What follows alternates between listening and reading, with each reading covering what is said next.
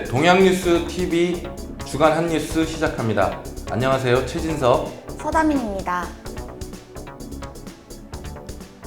네, 주간 한 뉴스 시작한 지 지금 우리가 6번째인가요? 7번째. 아, 7번째.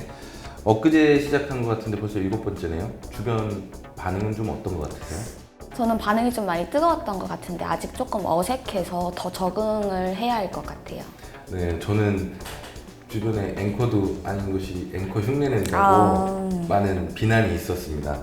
그래서 이번 주부터는 그냥 있는 모습 그대로 네. 이렇게 방송하는 게 어떨까 싶은데 괜찮겠어요? 네, 좋습니다. 네, 그러면 이번 주 첫 소식은 뭐 역시 코로나 소식이겠죠? 네, 이제 코로나 소식이 저희 일상이 된 것 같은데요. 네, 그렇네요. 방역 당국이 수없이 이렇게 강조하고 뭐 생활 속 거리두기라든지 방역 지침 준수 이런 것들 굉장히 강조하고 있는데 여전히 매주 문제를 일으키는 사람들이 있죠. 네, 이번 주는 거짓말이 문제가 됐습니다. 거짓말? 어떤 문제가 발생한 거죠? 일단 결론부터 말씀을 드리자면 광주를 방문해놓고 안 했다고 거짓말을 한 서울 송파구 60번 확진자가 현재 고발당했습니다. 네, 방역 당국이 또 골치 아프게 됐네요. 네. 어떤 내용인지 자세히 한번 들어볼까요? 최근 방역당국이 송파구 60번 확진자가 서울 관악구 방문 판매 업체 집단 감염과 관련이 있을 것이라고 파악을 했었잖아요. 네, 그렇죠. 근데 60번 확진자가 지난 15일 양성 판정을 받기 전에 광주에서 3일간 머물렀다고 합니다. 이때 친인척 10여 명을 만났다는 건데요. 친인척 가운데 9명이 잇따라 확진 판정을 받았고 이들 친인척의 직장 동료 2명과 학원 수강생 1명도 추가 확진 판정을 받았습니다. 친인척 확진자 중 초등학생 남매 2명이 재학 중인 학교 학생과 교직원 등 370여 명이 모두 음성 판정을 받았지만 현재 자가격리 상태에서 원격 수업을 하고 있는 것으로 전해졌습니다. 송파 60번 관련 광주 전남 확진자는 현재 12명으로 집계된 상황입니다. 광주시도 그럼 이 문제로 난리가 났겠는데요? 네, 난리 났습니다. 광주시는 송파 60번 확진자가 역학조사 당시 광주 방문 사실을 제때 알리지 않아 감염이 확산됐다며 경찰에 고발했고요.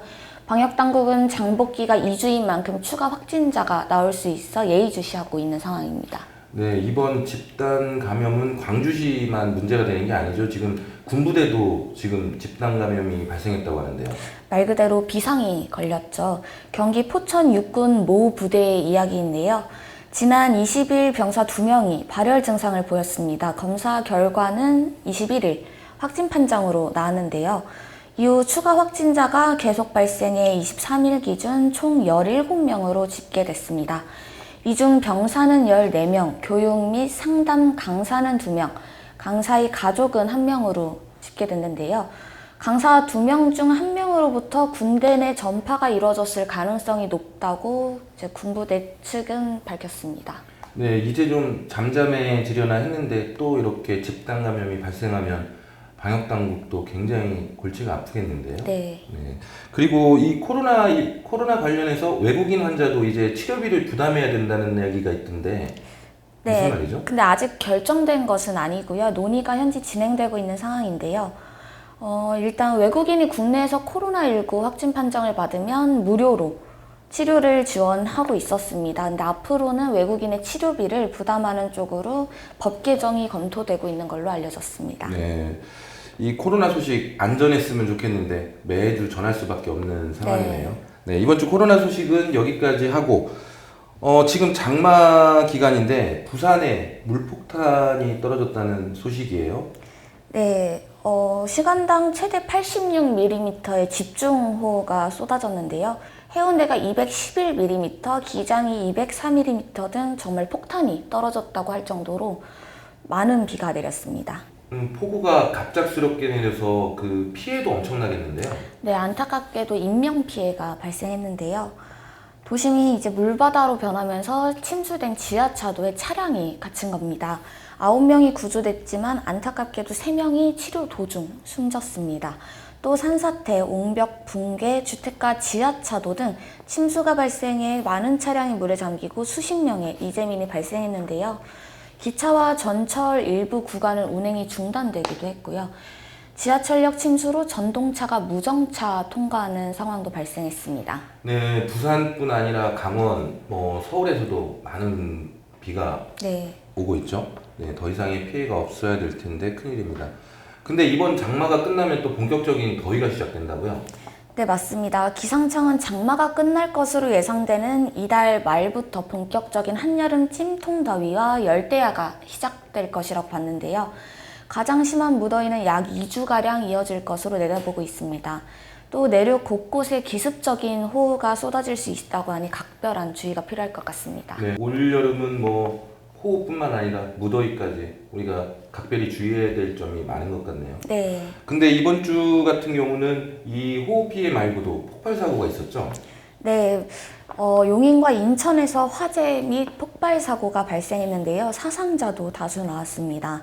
먼저 지난 21일 경기 용인시 처인구 양지면 제1리 소재 SLC 물류센터에서 화재가 발생한 건데요. 불은 2시간 만에 초진됐지만 근로자 5명이 지하에서 숨진 채 발견됐습니다. 이 밖에 중상 1명, 경상 7명 등 부상자도 나왔습니다. 또 인천 가좌동 공장에서도 폭발 사고가 발생했는데요. 이곳 역시 9명의 사상자가 나왔습니다. 지난 21일 인천 서구 가좌동 화학제품 생산업체 STK 케미칼 공장에서 탱크로리 차량이 폭발하면서 작업자 1명이 숨지고 7명이 다치는 등 9명의 사상자가 발생했고요. 구조에 나선 소방대원 1명도 상처를 입어 현재 병원으로 옮겨졌습니다. 네, 지난 4월에도 경기 이천의 그 물류센터 신축 공장에서도 네. 화재 사고가 났었죠. 그때도 38명이 안타깝게 목숨을 잃었는데 이번 사고 역시 인재라는 얘기가 많이 있죠. 네, 맞습니다. 말씀하신 이천 참사도 안전불감증이 초래한 인재란 지적이 있었는데요.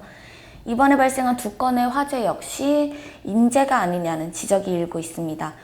용인 물류센터 화재의 경우 아직 화재 원인이 정확하게 밝혀지지 않았습니다.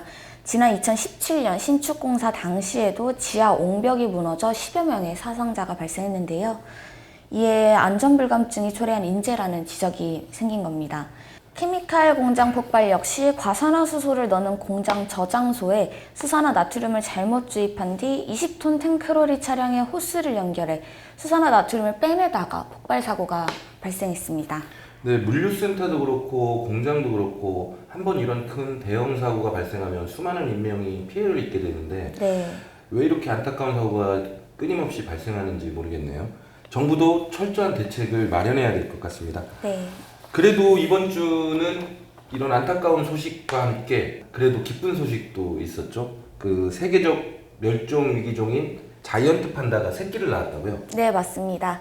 에버랜드는 지난 20일 밤 9시 49분께 암컷 아이바오와 수컷 러바오 사이에서 키 16.5cm, 몸무게 197g의 암컷 아기 판다 한 마리가 태어났다고 밝혔습니다. 네, 새 생명이 태어난다는 것 자체가 굉장히 기쁜 일인데 근데 이번 아기 판다 탄생은 더 큰 의미가 있다고 하죠? 네, 이번에 태어난 아기 판다가 국내에서 태어난 첫 판다이자 자연 번식으로 태어난 첫 사례로 기록되기 때문인데요.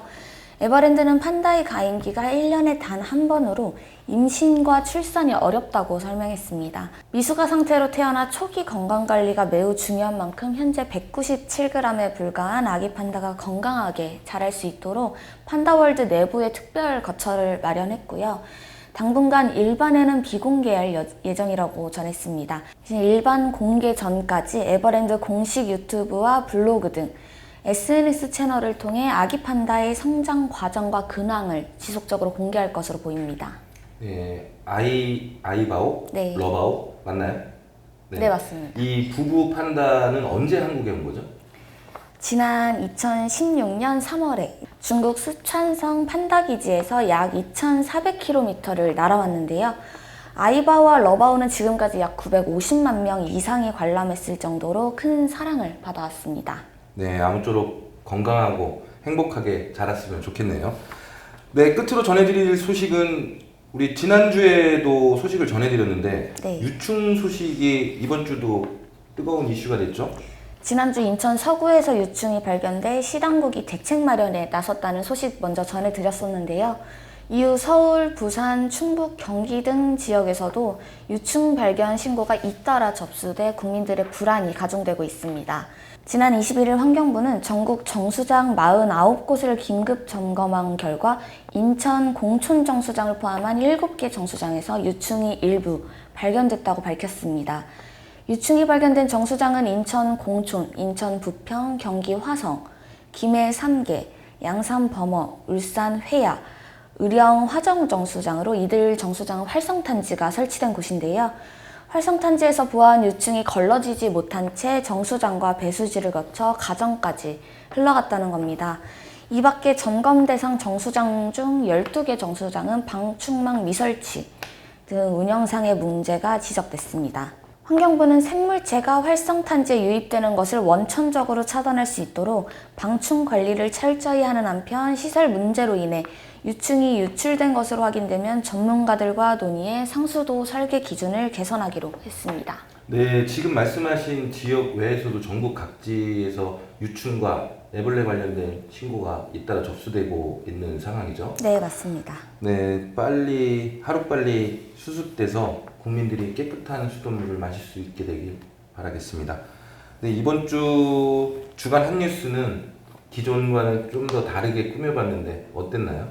일단 분위기는 상당히 부드러워진 것 같은데 좀 어색했어요. 좀. 네, 앞으로 더 저희들이 노력해야 될 것 같고요. 네.